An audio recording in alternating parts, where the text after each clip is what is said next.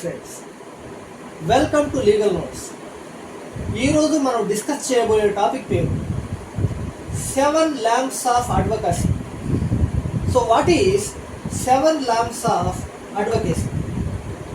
అడ్వకసీలో ఒక లాయర్ అడ్వకేట్గా తన జీవితంలో కొనసాగాలంటే కొన్ని గుణాలను అలవరుచుకోవాలి. ఆ ప్రకాశవంతమైన గుణాలు ఏవైతే ఉన్నాయో దాన్నే ల్యాంప్స్ అని అంటారు. Lamps is nothing but light అని.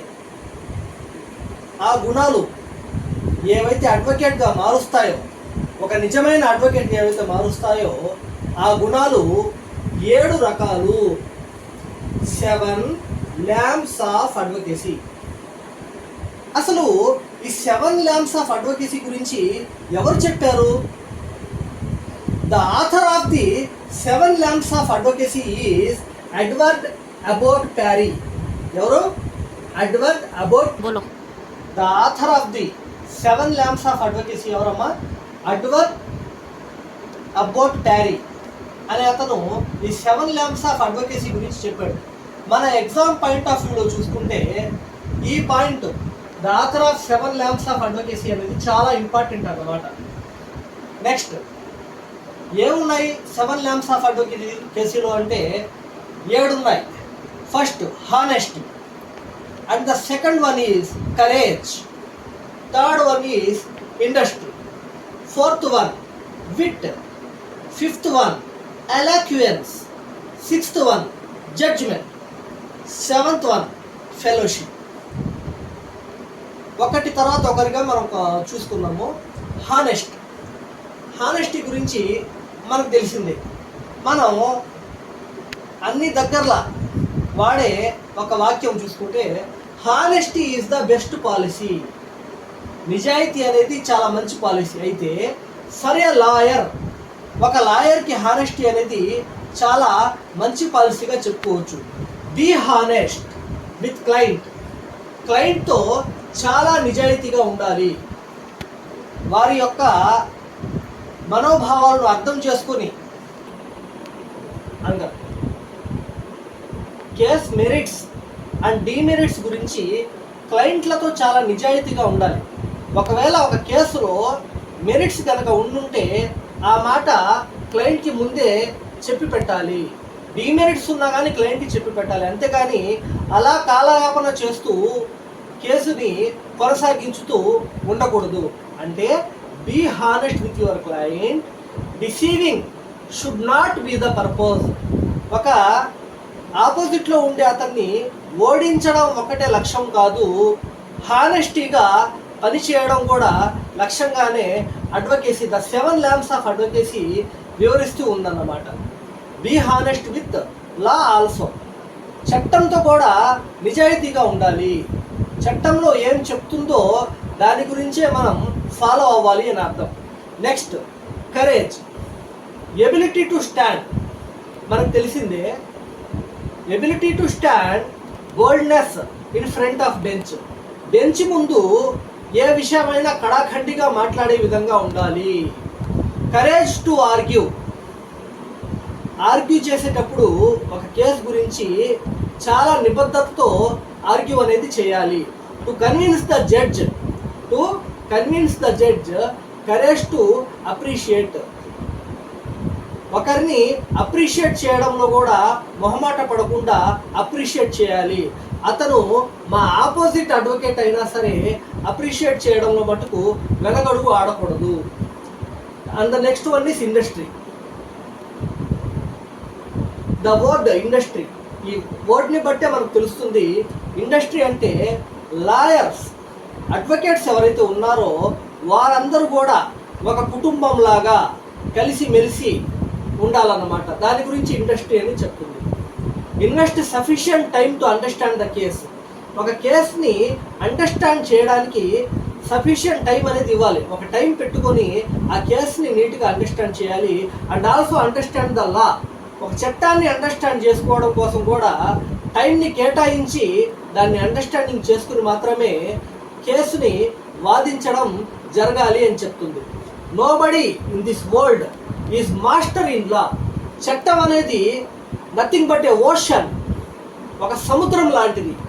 ఆ సముద్రంలో ఒక నీటి బిందువు ఉండొచ్చు కానీ పూర్తి సముద్రం గురించి తెలిసిన వాడు ఎవరు ఉండడు. అలాగా ఆ సముద్రంలో ఎవరు మాస్టర్ కాదు, సముద్రానికి ఎవరు అతీతులు కారు అని దాని అర్థం. విట్ పవర్. ఒక అడ్వకేట్ అవ్వడానికి విట్ పవర్ అనేది చాలా ఇంపార్టెంట్.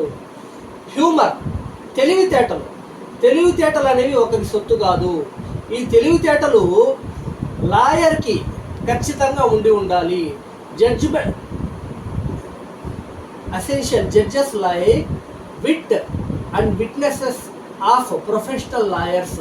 ఒక తెలివైన లాయర్ యొక్క సాక్షులను జడ్జెస్ ఏకీభవిస్తారు. అంటే అడ్వకేట్ మాట్లాడే విధానం, అడ్వకేట్ ఆర్గ్యూ చేసే విధానం, అడ్వకేట్ కేసుని ప్రజెంట్ చేసే విధానం కూడా చాలా తెలివితో, నిబద్ధతతో ప్రజెంట్ చేసే విధంగా ఉండాలి. అదే మనకి జడ్జెస్ని అడ్వకేట్ వైపు ఆకర్షిస్తాయి. తీర్పులు కూడా మనకు అనుకూలంగా ఉండేటట్టు ఉంటుంది. Eloquence. What is the mean of eloquence? Eloquence అంటే అనర్గళంగా, fluency in language, nothing but body language, the language of legality. Fluency in language and body language and legal language too. Ability to communicate with client and also judge. మన body లాంగ్వేజ్లో కానివ్వండి, legal లాంగ్వేజ్లో కానివ్వండి, మనం మాట్లాడే విధానం, ability to communicate with client అనేది సరిగ్గా ఉండాలి. Ability to communicate with judge గారితో కమ్యూనికేట్ చేసేటప్పుడు కూడా చాలా పటిష్టంగా, చాలా అనర్గళంగా మాట్లాడే విధంగా ఉండాలి. ఎలాక్యువెన్స్. Next judgment. అసలు ఏంటి ఈ జడ్జిమెంట్? జడ్జిమెంట్ అనేది ఒక అడ్వకేట్కి చాలా అవసరం. ఎందుకంటే ఏ సమయంలో ఏ పని చేయాలి అనేది తనకు తానుగా నిర్ధారించుకునే ఒక శక్తి జడ్జిమెంట్ అనేది. తనకు తానుగా జడ్జి చేసుకోవాలి. ఏ సమయంలో ఏం చేయాలి అనేది అతనికి తెలిసి ఉండాలి. Ability to anticipate the counter argument. ఒక కౌంటర్ ఆర్గ్యుమెంట్ ఆపోజిట్ లాయర్ చెప్పే ముందే అతను ఏం చెప్తాడు అనేది మనసులో తలుచుకొని దానికి సంబంధించిన యాంటిసిపేటరీ కూడా కౌంటర్ రెడీ చేసుకుని ఉండాలి. Ability to anticipate the questions from judge యొక్క ముందు ఏం క్వశ్చన్లు అడగబోతుందో అనేది కూడా ఈ లాయర్కి తెలిసి ఉండాలి. ఆ అడిగిన క్వశ్చన్కి ఆన్సర్ ఏదైతే ఇవ్వాలో అది కూడా ఈ అడ్వకేట్కి తెలిసి ఉండాలి. అంటే ముందు చూపు అనేది చాలా అవసరము. The judgement skills for a advocate is plays most important role. Next fellowship. What is fellowship? Fellowship is nothing but a friendship with colleague. కోర్టులో ఒక అడ్వకేట్ వేరో అడ్వకేట్తో, తన సహచర అడ్వకేట్లతో చాలా ఫ్రెండ్షిప్గా ఉండాలి. Respect entire legal fraternity. ఒక లీగల్ ప్రొఫెషన్లో ఉన్నటువంటి ప్రతి ఒక్క వ్యక్తిని గౌరవించాలి. ఆ వ్యక్తులలో ఆపోజిట్ లాయర్ ఎవరైతే ఉంటాడో అతనిని కూడా గౌరవించమని ఫెలోషిప్ అనే 7th ల్యాంప్ అనేది చెప్తుంది.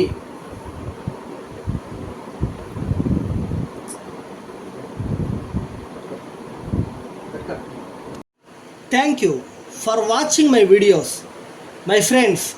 ఈ ప్రతి క్వశ్చన్ని కూడా అనలైజ్ చేసి దాని గురించి ప్రతిది కూడా ఎగ్జామ్ పాయింట్ ఆఫ్ వ్యూలో మెన్షన్ చేస్తాం మేము. మా ఛానల్లో మనం ప్రిపేర్ చేసే ప్రతి క్వశ్చన్ కూడా కింద నోట్స్ అనేది PDF ఫార్మేట్లో ఇవ్వడం జరుగుతుంది. దాంట్లో మీరు చెక్ చేయవచ్చు. ఇప్పుడు ప్రజెంట్ క్వశ్చన్ 7 ల్యాంప్స్ ఆఫ్ అడ్వకేసీని కూడా నీట్గా క్వశ్చన్ అండ్ ఆన్సర్ ఫార్మేట్లో ఒక నోట్బుక్ తయారు చేసి ఆ నోట్బుక్ను కింద PDF ఫార్మేట్లో ఇవ్వడం జరిగింది. ఎగ్జామ్స్కి ప్రిపేర్ అయ్యేవాళ్ళు ఖచ్చితంగా ఆ నోట్స్ని ఒకసారి డౌన్లోడ్ చేసి దాన్ని మీరు చూడవచ్చు. దాంతోపాటు మా ఛానల్ని కూడా సబ్స్క్రైబ్ చేసుకోండి. లీగల్ నోట్స్ ఛానల్ని సబ్స్క్రైబ్ చేయండి అండ్ లైక్ చేయండి. మీరు చేసే సబ్స్క్రైబ్స్ అండ్ లైక్స్ అనేది మాకు చాలా సపోర్ట్ ఇస్తాయి for motivation. Thank you friends.